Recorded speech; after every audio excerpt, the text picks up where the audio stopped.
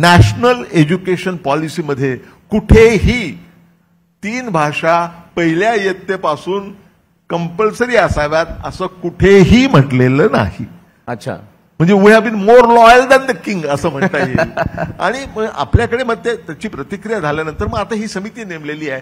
तर केंद्र सरकारने जी शैक्षणिक धोरण जाहीर केलं त्याच्या अनुषंगानं म्हणजे पहिली गोष्ट जे या समितीला करायचं आहे ते केंद्रीय समितीचं शैक्षणिक धोरणाचं यथायोग्य इंटरप्रिटेशन हा पहिला भाग.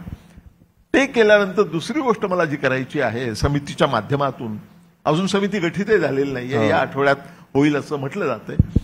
दुसरं काम जे महत्वाचं करायचं आहे ती आपल्या देशाच्या इतर राज्यांमध्ये कशी काय लागू केलेली आहेत तथाकथित त्रिभाषा सूत्र हे कसं लागू केलेलं आहे. उदाहरणार्थ गायपट्टा काऊ बेल्ट मध्ये तिथे तिसरी भाषा कोणती आहे, युपी मध्ये तिसरी भाषा कोणती आहे, तामिळ आहे का, मराठी आहे का. तर याचा त्रिभाषा सूत्राची आपल्या देशामध्ये कशी अंमलबजावणी करण्यात आलेली आहे किंवा केली जात आहे याचा आम्ही साकल्याने अभ्यास करणार.